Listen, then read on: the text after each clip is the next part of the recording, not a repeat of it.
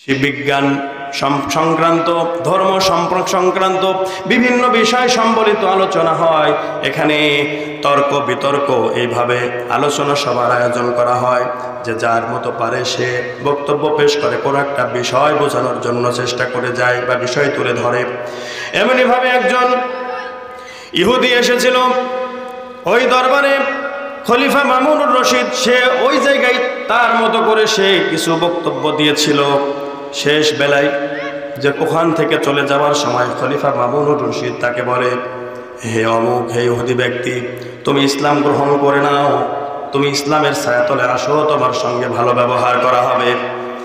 কিন্তু সে তৎক্ষণাৎ অস্বীকার করে বসে, ইসলাম গ্রহণ করে না, মুসলমান হয় না। কিন্তু পরবর্তী বছরে আবারও ওই জায়গায়, একই জায়গায় খলিফা মামুনের দরবারে আবারও এর আয়োজন করা হয়, একটা সেমিনার তৈরি করা হয়। ওই জায়গায় দেখা গেল ওই ইহুদি ব্যক্তি সেই জায়গায় এসেছে, কিন্তু এবার ইহুদি হয়ে না, এবার এসেছে মুসলমান হয়ে, আর ইসলাম সম্পর্কে নানা রকম বক্তব্য তুলে ধরতেছেন। বলেন সুবহানাল্লাহ। এবার খলিফা মামুন জিজ্ঞাসা করেন, ওহে তুমি অমুক ব্যক্তি না, ওই ব্যক্তি না যাকে আমি বলেছিলাম ইসলাম গ্রহণ করো? তুমি তো সেদিন রাজি হয়েছিলে না, কিন্তু কি এমন ঘটে গেল তোমার সঙ্গে যে তুমি এই বছরে আসলে, মুসলমান হয়ে গেলা, ইসলাম কবুল করে নিয়ে এসেছ?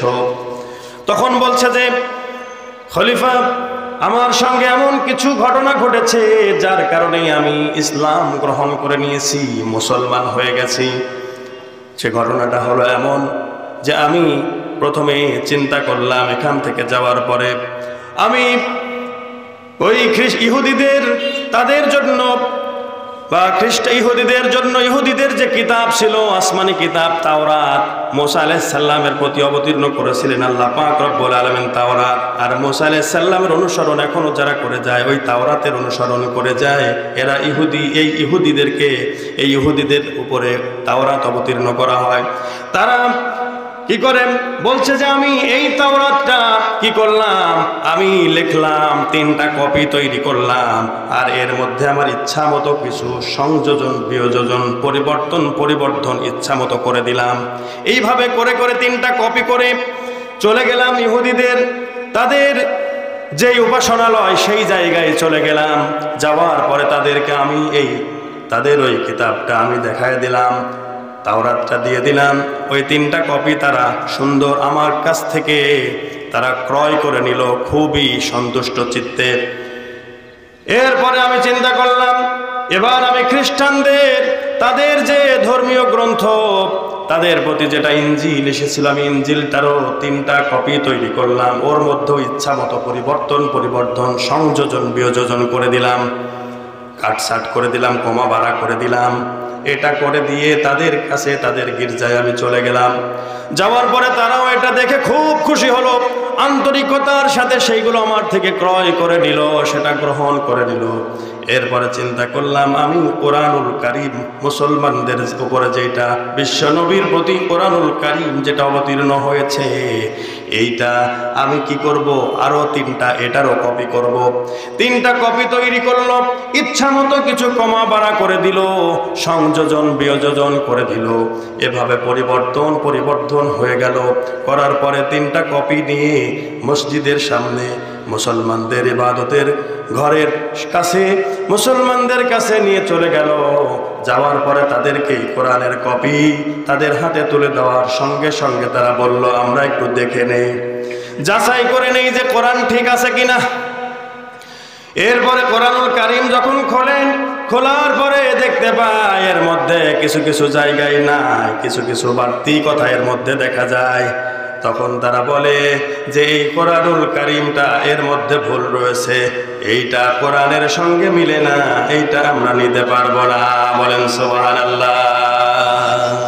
তখন ওই ব্যক্তি বলে, আমি এইটা দেখে আমি আশ্চর্যান্বিত হয়েছি যে আল্লাহ পাক রব্বুল আলামিন ওই কোরআনুল কারীমের ভিতরে ডাক দিয়ে বলেছেন, ইন্না নাহনু নাযালনা যিকরা ওয়া ইন্না লাহু লাহাফিজুন।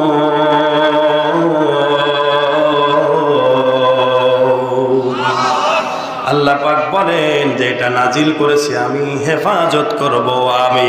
চিল্লায়া বলুন আল্লাহু আকবার, নারায়ে তাকবীর। আল কোরআনের আলো, আল হাদিসের আলো, তোমার নেতা আমার নেতা দুনিয়ার মুসলিম। নারায়ে তাকবীর। আল্লাহ কবুল করুন, বলুন আমিন। তাহলে আল্লাহ পাক রব্বুল আলামিন নিজেই দায়িত্ব নিয়েছেন, নিজেই নাজিল করেছেন। আমাদের কোনো টেনশন আছে বলেন? এই দুনিয়ার সমস্ত মানুষ যদি অমুসলিম হয়ে যায়, কেউ যদি কোরআনকে না মানে, কোরআনকে যদি অ্যাভয়েড করে, আমার আল্লাহর কোনো যায় আসে? কোনো লস হবে নাকি? আমার আল্লাহ পাক বিধিবিধান দিয়েছেন, আল্লাহ নিজেই সৃষ্টি করেছেন, আবার মানুষকে নিজের জায়গায়, নিজের জমিনের মধ্যে পৃথিবীর মধ্যে ঠাঁই দিয়েছেন। আমরা থাকি পরের জায়গায়, আর এই জায়গাটাকেই আমরা মনে করে নিয়েছি এটা আমাদের। কবরে আমাদেরকে যেতে হবে, কবরের মধ্যে থাকতে হবে অনন্তকাল ধরে, সেখানে পরকালের বাসিন্দা হয়ে যাব। যে সকল মানুষের আমাদের সামনে থেকে বিদায় নিয়ে চলে গেছেন, যদি তারা কোরআনের পথে না চলেন, তাহলে তাদের আজকে অবস্থা হচ্ছে ওই রকম, ওই যে রব্বানা আখরিজনা না'মাল সালিহান গায়রাল্লাযী কুন্না না'মাল। হে আমাদের প্রতিপালক, আমাদেরকে বের করুন, জাহান্নামের আযাব আর সহ্য করা যায় না, এখান থেকে বের করে দিন, ভালো ভালো কাজ করব, দুনিয়ায় পাঠিয়ে দিন। যে সকল ভালো কাজ করি নাই, সেই সকল ভালো কাজ আরো বেশি বেশি করে করব, এমন ভালো হব এর আর বাপ মাও নাই। আল্লাহ বললেন যে মিথ্যা কথা, তোদেরকে যে সময় দিয়েছিলাম, আবার সতর্ককারী পাঠিয়েছিলাম, তারা সতর্ক করেছে, উল্টো তাদের উপরে আঘাত এনেছিলি। বলেন ঠিক কিনা? শুধু বিশ্ব নবীর উপরে না, অন্যান্য পূর্বেকার সমস্ত নবী রাসূলদের প্রতি এইভাবেই আচরণ করা হয়েছে। এইভাবেই নবী রাসূলদেরকে দেশ থেকে তাড়িয়ে দেওয়া হয়েছে।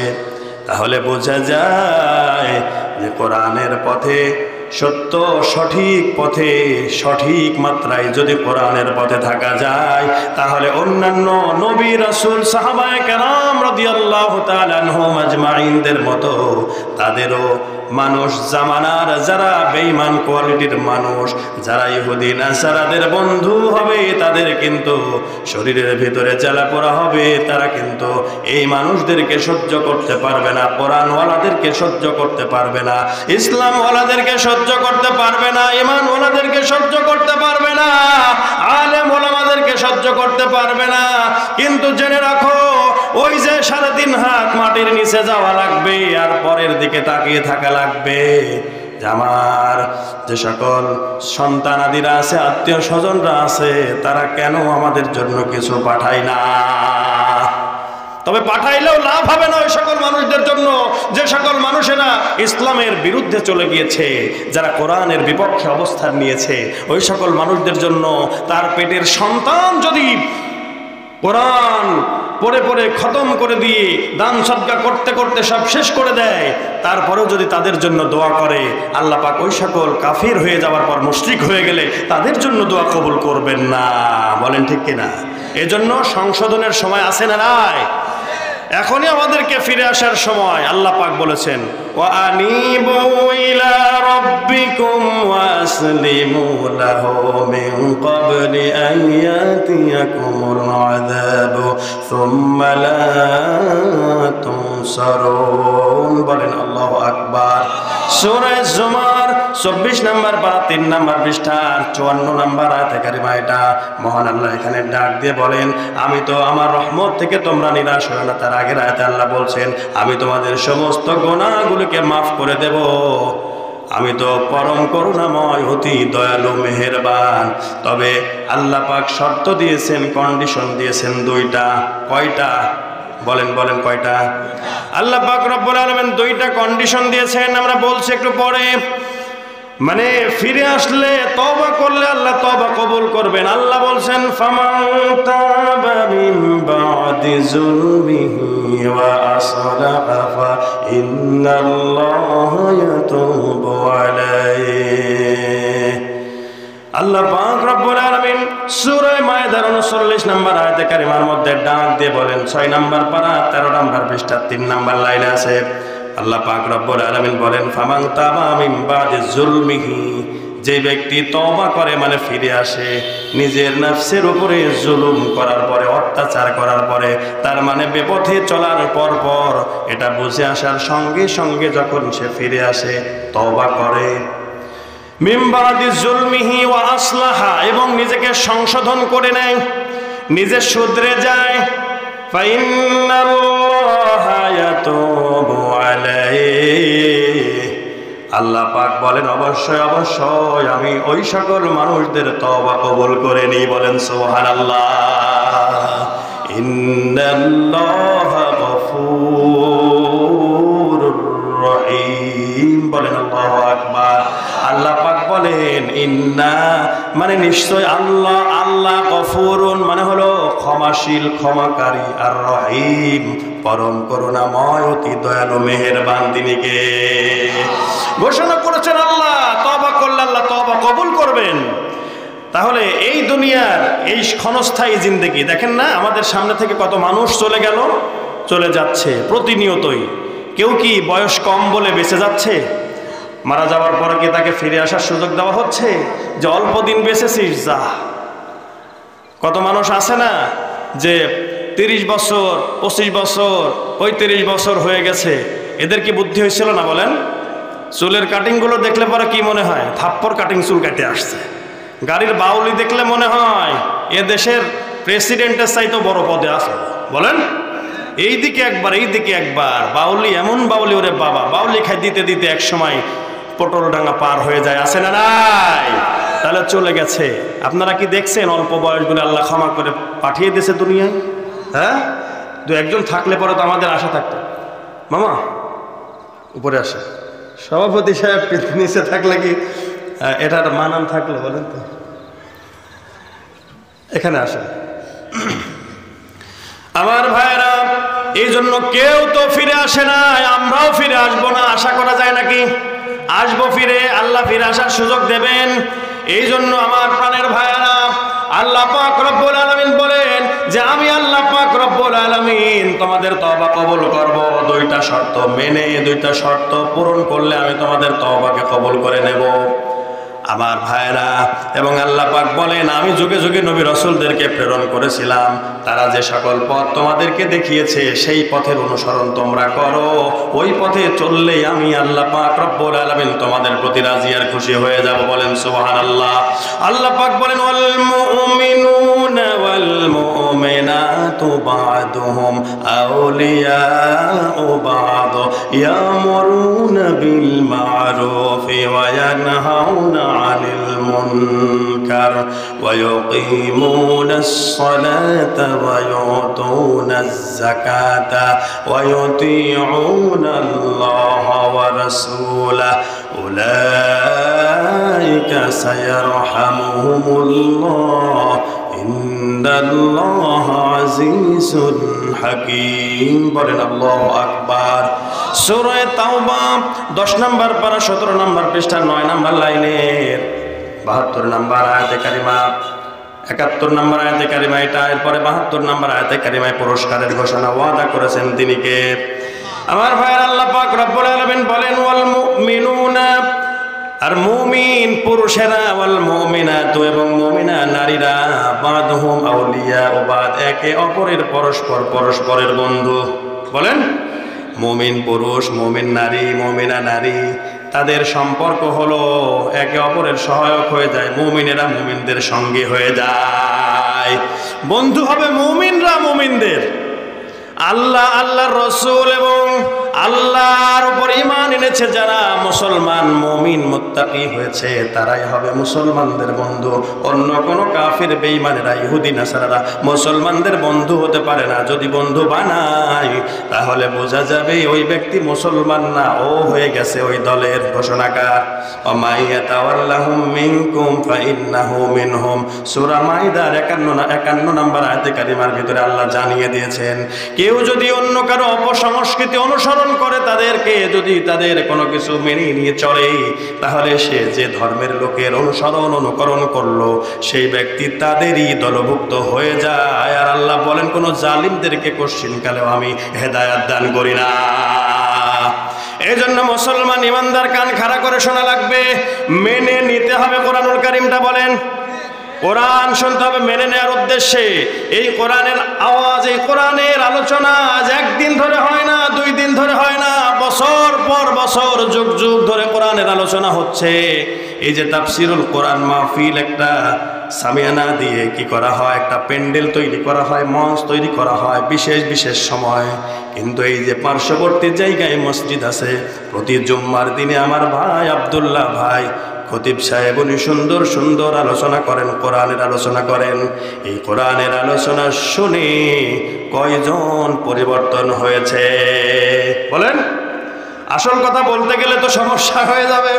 যাই হোক, আমি আপনাদের বোঝানোর স্বার্থে বলতে চাই যে আমার ভাইরা, এই কোরআনুল কারীমটা আপনি যদি কোরআনের পথে চলে আসেন, আসার চেষ্টা করেন, নিয়ত করেন, মেনে নেন, তাহলে আপনাকে কোরআন হেদায়াত দিয়ে দেবে। আল্লাহ পাক রব্বুল আলামিন বলেন এই কোরআন দিয়ে কাউকে ইউদিল্লু বিহি কাসীরা ওয়া ইয়াহদি বিহি কাসীরা ওয়া মা ইউদিল্লু বিহি ইল্লাল ফাসিকুন। সূরা বাকারা 1 নম্বর পারা 5 নম্বর পৃষ্ঠায় 26 নম্বর আয়াতে কারিমা শেষের অংশ আল্লাহ পাক বলছেন এই কোরআন দিয়ে নানা রকম উপমা দিয়েছেন। এরপরে আল্লাহ বলেন এই কোরআন দ্বারা কতজনকে আল্লাহ পাক গোমরা বানিয়ে দেন, পথভ্রষ্ট বানিয়ে দেন।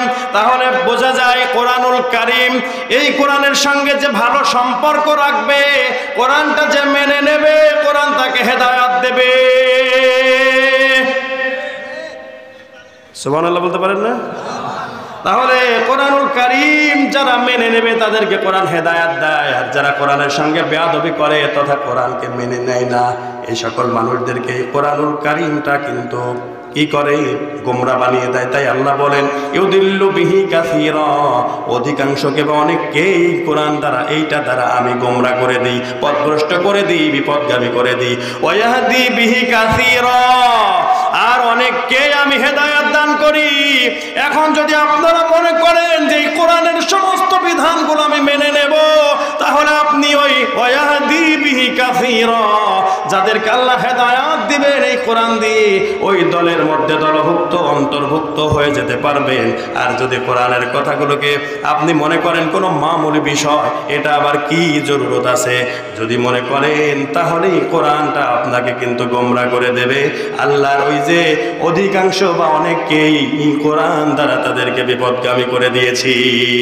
আর আল্লাহ পাক বলেন ওয়া মা ইউদিল্লু বিহি ইল্লাল ফাসিকুন, আল্লাহ বলেন আর ওই সকল মানুষদেরকেই তো গোমরা করা হয়। গোমরা তো তারাই হয় যারা হলো ফাসিক তথা দুষ্কৃতিকারী, অপরাধী। এই সকল মানুষেরা, ফাসিকদেরকে আল্লাহ পাক রব্বুল আলামিন গোমরা করে দেন। কোরআনুল কারীম শুনতে হবে। কোরআনুল কারীম হযরত আবু বকর শুনেছেন, হযরত ওমর শুনেছেন, আবার এদিকে আবু জেহেল শুনেছে, আবু লাহাব শুনেছে, আবু তালেবও শুনেছে। কিন্তু আবু জেহেল, আবু লাহাব এদের শ্রেণী, এরা কি করেছে? বিরোধিতা তো করেছে, মেনে তো নেয়নি, উল্টো বিশ্বনবীর উপরে আঘাত এনেছে। বলেন ঠিক কিনা? বিশ্বনবীকে কষ্ট দিয়েছে, সাহাবীদেরকে কষ্ট দিয়েছে। আর আবু তালেব শুনেছে কিন্তু ওটা মানবো করে মানে নাই, বাপ দাদার ধর্মের দিকে তাকিয়ে থেকে। কারণ আল্লাহ পাক রব্বুল আলামিন কোরআনুল কারীমের ভিতরে ডাক দিয়ে বলেন ওয়া ইযা ক্বিলা লাহুম তাআলু ইলা মা আনজালাল্লাহু ওয়া ইলার রাসূল ক্বালু হাসবুনা মা ওয়াজাদনা আলাইহি আবা'ানা আওয়ালাউ কানা আবাউহুম লা ইয়ালামুনা শাইআন ওয়া লা ইয়াহতাদুন। সূরা মায়দা 7 নম্বর পারা 4 নম্বর পৃষ্ঠার 1 নম্বর লাইনের 104 নম্বর আয়াতে কারিমা। এটা মহান আল্লাহ এখানে ডাক দিয়ে বলেন ওয়া মানে এবং ইজা মানে যখনই কিলা লাহুম ডাক বলা হয় বা ডাকা হয় তাআলাও যে আসো, তোমরা আসো। কোন দিকে? ইলা দিকে মাজা আনজালাল্লাহ, আল্লাহ অবতীর্ণ করেছেন, আল্লাহর দেখানো পথে বা কোরআনের দিকে আসো। ওয়া ইলার রাসূল এবং রাসূলের দিকে আসো, নবীর দিকে আসো, নবীর পথের দিকে আসো। তখনই তারা বলেছে ক্বালু হাসবুনা, এটাই আমাদের জন্য যথেষ্ট। মা ওয়াজাদনা আলাইহি আবানা, যা আমাদের পূর্বপুরুষেরা আমাদের বাপ দাদারা রেখে গিয়েছে এইটাই আমাদের জন্য যথেষ্ট। এইটা বলেছে ওই জামানার ওই সকল মানুষেরা যারা বাপ দাদার ধর্ম আঁকড়ে ধরেছে, যারা ইসলাম কবুল করে নাই। তাদের উক্তি ছিল হচ্ছে আম্মা ওয়াজাদনা আলাইহি আবানা, আমাদের পূর্বপুরুষেরা আমাদের বাপ দাদারা যেগুলো রেখে গিয়েছে এইগুলো আমরা কি করব, এইটাই আমাদের জন্য যথেষ্ট। আল্লাহ পাক বলেন আওয়ালাউ কানা আবাউহুম লা ইয়ালামুনা শাইআন ওয়া লা ইয়াহতাদুন, বলেন আল্লাহু আকবার। আল্লাহ পাক বলেন যদিও তারা নিজেরা কোনো কিছু না জানে, নিজেরা অজ্ঞ হয় এবং নিজেরা বিপদগামী হয়, পথভ্রষ্ট হয়, তবুও কি তাদেরকে ওরা মেনে নেবে? তারা তো মেনে নিয়েছে। আল্লাহ তাই বলছেন ওরা তো বিপদগামী, ওরা তো কিছু জানে না, ওদের জ্ঞান নাই। কে বলেছেন? তারা যদি কিছু না জানে এবং তারা বিপদগামী, হেদায়াত না পায়, পথভ্রষ্ট হয়, তাহলে কোরআনকে মেনে না নেওয়ার কারণে আল্লাহ তাই বলছেন ইউদিল্লু বিহি কাসীরা ওয়া ইয়াহদি বিহি কাসীরা, অনেককেই এই কোরআন দ্বারা বিপদগামী করা হয়েছে, আবার অনেককেই কোরআন দিয়ে হেদায়াত দান করা হয়েছে, সোজা সঠিক পথ তাদেরকে দেখানো হয়েছে। বলেন সুবহানাল্লাহ। আমার ভাইরা, হযরত ওমর ফারুক রাদিয়াল্লাহু তাআলা আনহু তিনিও কোরআন শুনেছেন, তিনিও বাপদাদার ধর্ম ওই জামানার মানুষদের মতো তিনিও মেনেছেন। বিশ্বনবীর কথা শোনার সঙ্গে সঙ্গে বাপদাদার ধর্মের মুখে চুনকালি মাখছে এবং তাদের দেব দেবীদের গালি দেয়, তাদের দেব দেবীদের বিরুদ্ধে কথা বলে। এটা হযরত ওমরও সহ্য করতে পারে নাই, কিন্তু ফয়সালা হয়েছে উপর থেকে হযরত ওমর ইসলাম কবুল করবেন। বলেন ঠিক কিনা? আমার ভাইরা, মেনে নেওয়ার মন থাকলে আল্লাহ পাক রব্বুল আলামিন তাকে মানায় দেন, তাকে হেদায়েত দান করেন। রাজি আছেন আপনারা? বলেন রাজি আছেন? আমার ভাইরা, এই জন্য মেনে নেওয়ার উদ্দেশ্যে শুনতে হবে। হযরত ওমর ফারুক রাদিয়াল্লাহু তাআলা আনহু বিশ্ব নবীকে উত্ত্যক্ত করার জন্য, যাও খুব সংক্ষেপে বলবো, বেশি আলোচনা করার সময় আমি পাবো না। এই জন্য আমার ভাইরা, বিশ্ব নবীকে উত্ত্যক্ত করার জন্য, তাকে একটু বিরক্ত করার জন্য বিশ্ব নবীর আগে আগে বাড়ির থেকে বের হয়ে চলে যেতে চায়, কিন্তু তার আগ দিয়ে বিশ্ব নবী গিয়ে কি করলেন? মসজিদে গিয়ে নামাজে দাঁড়িয়ে গেলেন। নামাজে দাঁড়িয়ে যাওয়ার পরে হযরত ওমর ফারুক রাদিয়াল্লাহু তাআলা আনহু মসজিদে হারামের সামনে ওখানে দাঁড়িয়ে বিশ্ব নবীর কোরআনের আওয়াজ, কোরআনের তেলাওয়াত শুনছে, নামাজের মধ্যে তেলাওয়াত করছেন। বিশ্ব নবীর তেলাওয়াত এত সুন্দর, কোরআনের তেলাওয়াত করলে শুনলে আপনাদের ভালো লাগে না খারাপ লাগে? বলেন বলেন। সুন্দর তেলাওয়াত। এই জামানায় যে সকল আমাদের দেশ বা বিদেশে কত ভালো ভালো কারি আছেন, যিনারা কেরাত পড়েন, যিনি পাঠ করেন, কোরআন তেলাওয়াত করেন, সুর শুনলে মনে হয় আবেগ আপ্লুত হয়ে যায়, চোখ দিয়ে পানি পর্যন্ত বের হয়ে যায়। বলেন ঠিক কিনা? এই জামানার এই মানুষ, সাধারণ একটা মানুষের জবান দিয়ে কোরআন শুনে এই অবস্থা, আমার বিশ্ব নবীর জবানের তেলাওয়াত সব চাইতে, দুনিয়ার সমস্ত মানুষের চাইতে ভালো নাকি মন্দ? বলেন। সব চাইতে ভালো নাকি একটু কমা? সব চাইতে ভালো। বিশ্ব নবীর তেলাওয়াত শুনছেন, এই কোরআনের শ্রুতি মধুর তেলাওয়াত শুনছে, এর ভাষা শৈলী এত সুন্দর, এত গঠনমূলক, এইটা একের পর এক এসে যাচ্ছে। তারাও কিন্তু কোরআনের ওই আরবি ভাষাভাষী মানুষ, আরবির যেটা বলা হয়েছে সব কিছুই তারা কিন্তু শোনার সঙ্গে সঙ্গে বুঝে নিয়েছেন। বলেন ঠিক কিনা? হযরত ওমর ফারুক রাদিয়াল্লাহু আনহু বিশ্ব নবীর এই তেলাওয়াত শুনছেন নামাজের মধ্যকার। শুনতে শুনতে তিনি মনে করছেন যে লোকে বলে মোহাম্মদ আব্দুল্লাহর বেটা, ইনি মনে হয় কবি, লোকে বলে কবি, আসলেও মনে হয় তাই। আল্লাহ পাক রব্বুল আলামিন বিশ্ব নবীর জবান দিয়ে বের করে দিলেন, ইন্নাহু লাকাউলু রাসূলিন কারীম ওয়া মা হুয়া বিকাউলি শাইর কলিলাম মা তুমিনুন। বলেন আল্লাহু আকবার। সূরা হাক্কা 29 নম্বর পারা 8 নম্বর পৃষ্ঠা 3 নম্বর লাইনের 40-41 নম্বর আয়াতে কারিমা আল্লাহ পাক রব্বুল আলামিন বলেন, এটা হলো নিশ্চয়ই ইন্নাহু লাকাউলু রাসূলিন কারীম, সম্মানিত রাসূলের কওল, রাসূলের এটা কথা। এরপরে বলছেন আল্লাহ পাক রব্বুল আলামিন পরের আয়াতে বলেন, ওয়া মা হুয়া বিকাউলি শাইর, আর তিনি কোন কবি নন। কলিলাম মা তুমিনুন, তোমরা খুব কমই বিশ্বাস স্থাপন করো। এবার ওমর ফারুক বলছেন, আমি মনে মনে ভাবলাম তিনি যদি কবি না হন তিনি তো একজন গণক হবেনি, কারণ তিনি জানলেন কি করে। এটা তিনি মনে মনে ভাবছেন, মুখেও জোরে উচ্চারণ করেন নাই। অমনি বিশ্ব নবীর জবান দিয়ে বের হয়ে গেল, ওয়ালা বিকাউলি কাহিনিন কলিলাম মা তাযাক্কারুন।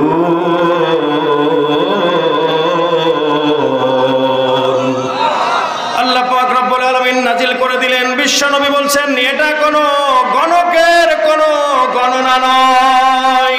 কলিলাম মা তাযাক্কারুন, তোমরা খুব কমই উপদেশ মেনে নাও বা উপলব্ধি করো। আল্লাহ পাক বলেন, তানজিলুম মির রাব্বিল আলামিন, এটা বিশ্ব প্রতিপালনকারী রব প্রভু আল্লাহ পাক সুবহানাহু ওয়া তাআলার পক্ষ থেকে অবতীর্ণ করা হয়েছে। বলেন সুবহানাল্লাহ। তাহলে এই যে রব নাজিল করেছেন, বিশ্ব প্রতিপালনকারী, কবরের ভিতরে যাওয়ার পরে কোরআনকে মেনে না নেওয়ার কারণে, অবৈধ পথে চলার কারণে, বেপথে গোমরাহ পথে চলার কারণে এই সকল মানুষদের অবস্থা হবে ওই রকম, যারা আযাবের মধ্যে গ্রেফতার হয়ে যাবে তৎক্ষণাৎ তারা আল্লাহকে রব বলে ডেকে বলবে, রব্বানা আখরিজনা মিন হাযিহিল ক্বরিয়াতিজ যালিমি আহলুহা। তখন তারা আল্লাহ পাকের কাছে রব বলে ডেকে বলবে, হে আমাদের রব, আপনি আমাদেরকে বাঁচান, আপনি আমাদেরকে বাহির করুন, এই জাহান্নামের আযাব তো সহ্য করা যায় না। তাই আল্লাহ বলছেন, আমি তো যুগে যুগে নবী রাসূলদেরকে প্রেরণ করেছি, তেনারা বলেছিলেন আনি আবুদুল্লাহ,